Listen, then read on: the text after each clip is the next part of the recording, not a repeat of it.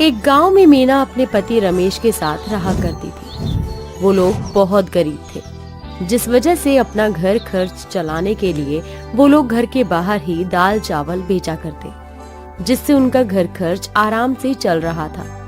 एक बार मीना दाल बनाने जा रही थी तो उसके पति रमेश ने कहा, मीना, मैं सोच रहा हूँ क्यों ना आज हम दूसरी दाल बनाएं। रोजाना एक ही दाल बेचेंगे तो ग्राहक कम आएंगे। ये तो आपने बहुत अच्छा सोचा है। तो बताइए आज किसकी बना लो? ऐसा करो, आज तुम मसूर की दाल बना लो, कल हम किसी और की बना लेंगे। ये सुनकर मीना ने वैसा ही किया और फिर उन्होंने अपना ठेला घर के बाहर लगा लिया। तभी वहाँ पर गांव का आदमी गोविंद आया और उसने रमेश से कहा, अरे भैया, तुम अपने घर के बाहर ही क्यों ठेला लगाते हो? इसे गांव में क्यों नहीं घुमाते? देखो भैया, जिसे खाना होगा वो यहीं आ जाएगा, और हमें वैसे भी पता है पूरे गांव में घुमाओ या एक जगह लगाओ, ग्राहक तो उतने ही आने वाले हैं। ये तो तुमने ठीक कहा भाई। आज किसकी दाल है? रोजाना तो तुम एक ही दाल बेचते हो। आज मसूर की दाल है और आज जीरा चावल बनाए हैं। अच्छा ठीक है, एक प्लेट लगा दो। ये सुनकर रमेश ने उसे प्लेट लगाई और गोविंद खाने के बाद पैसे देकर वहाँ से चला गया।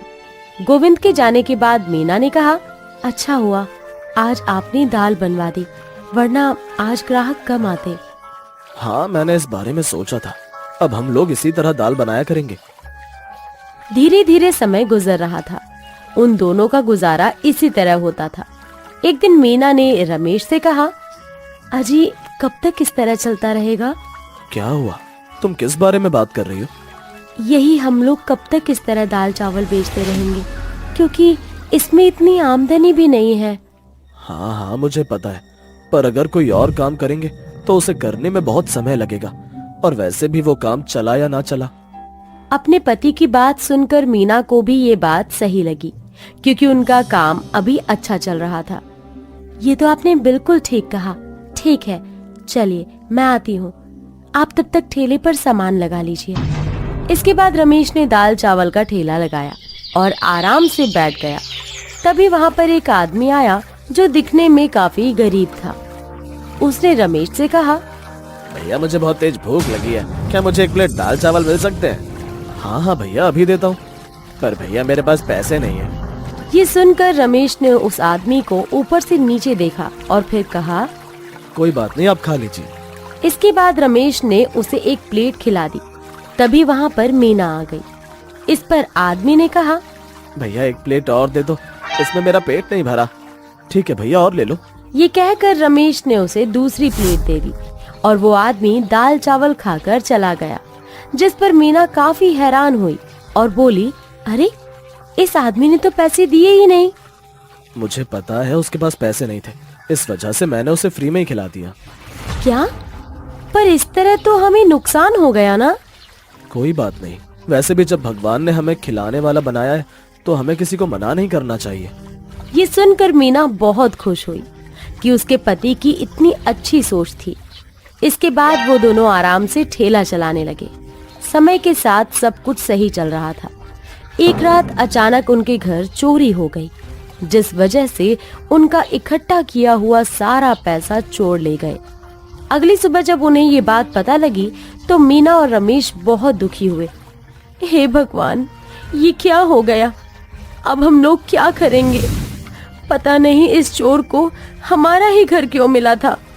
ये सुनकर रमेश भी काफी दुखी हुआ, क्योंकि वो सोच रहा था पैसे इकट्ठा करके वो ठेला छोड़ देगा और दुकान या फिर ढाबा खोल लेगा। पर चोर ने सारा खेल बिगाड़ दिया। आज उन्होंने अपना ठेला भी नहीं लगाया, क्योंकि पैसे न होने की वजह से सामान नहीं आ पाया, जिस वजह से ग्राहक काफी हैरान हुए और गोविंद भी, जो उनका रोजाना का ग्राहक था, वो भी काफी हैरान हुआ। अरे आज इनने ठेला क्यों नहीं लगाया? चलो घर जाकर पूछता हूँ। ये कहकर गोविंद घर आया और उसने कहा, अरे रमेश, आज तुमने ठेला क्यों नहीं लगाया? क्या बताऊं, हमारे घर चोरी हो गई और चोर सारा पैसा चुरा कर ले गए। क्या तुम्हारे घर चोरी हो गई? ये तो बहुत ही बुरा हुआ। तो अब तुम ठेला नहीं लगाओगे? अभी तो नहीं लगा पाएंगे, जब पैसे का इंतजाम होगा तब हम ठेला लगाएंगे। अभी तो हमारे खाने के भी पैसे नहीं है।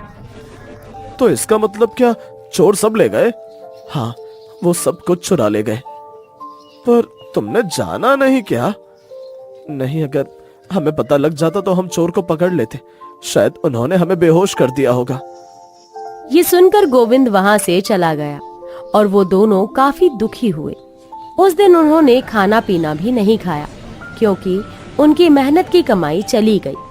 शाम के समय मीना ने खिचड़ी बनाई क्योंकि अब उनके घर पर थोड़े ही चावल और दाल ही थी और वो उसी से गुजारा कर रहे थे।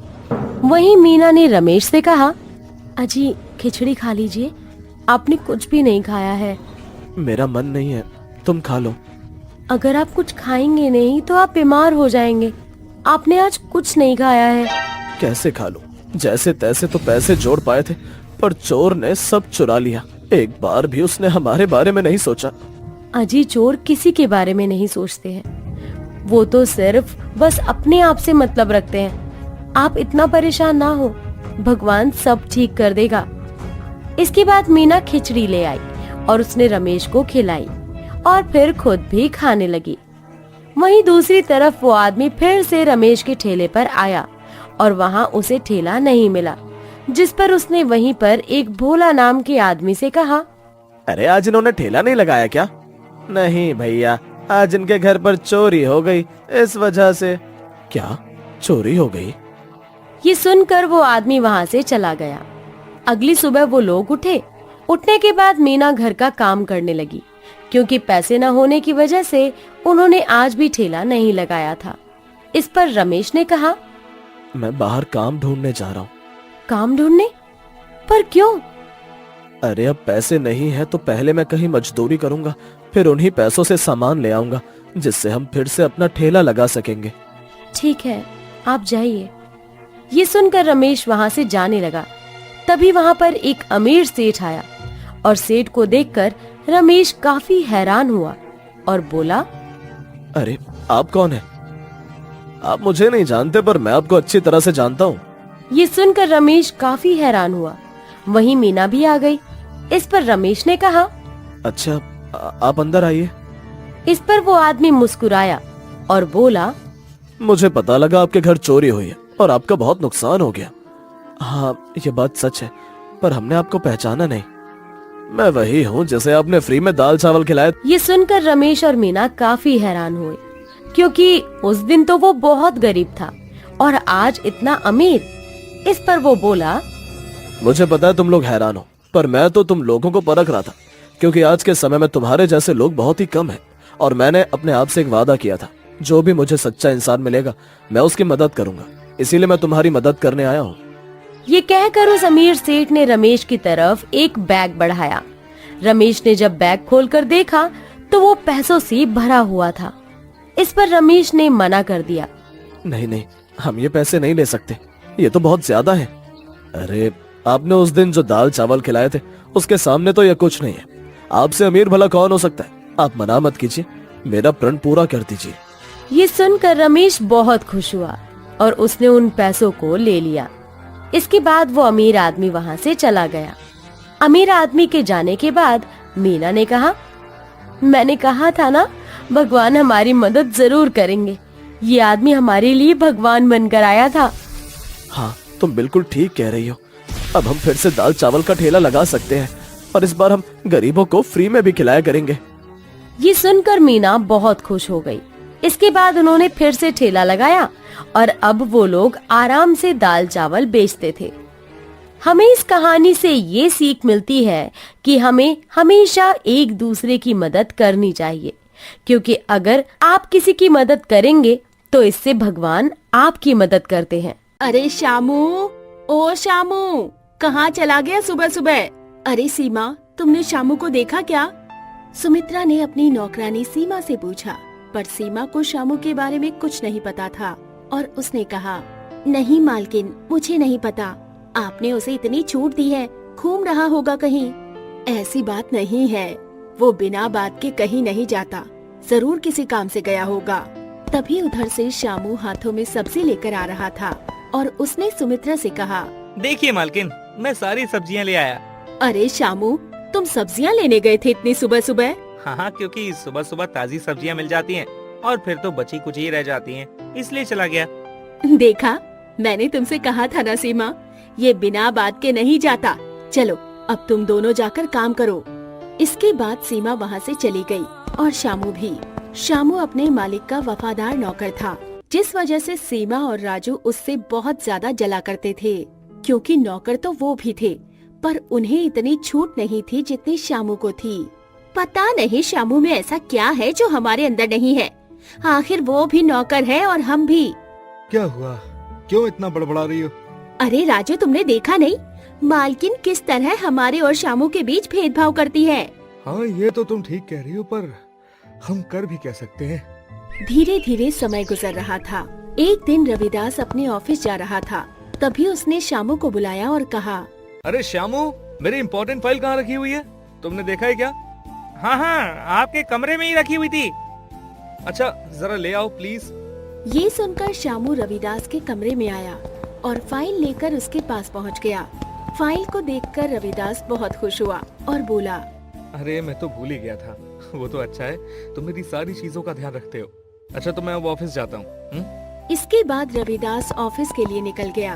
ये सब देखकर सीमा को काफी गुस्सा आया और उसने कहा, हमें तो कभी भी साहब के कमरे में जाने की इजाजत नहीं है, पर इस शामू को देखो, हमेशा उनके कमरे से चीजें लाता रहता है।